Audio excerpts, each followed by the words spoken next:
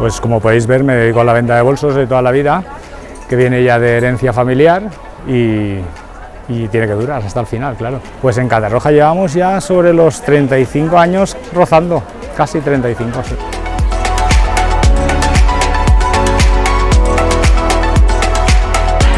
Pues el trato con la gente, como te podrán decir en todas las paradas, el trato con la gente pues es la cercanía, pues que es gente, yo que soy valenciano, pues la gente valenciana, y la que no es valenciana, pues trato muy familiar entre todos, igual el cliente con el vendedor que al contrario.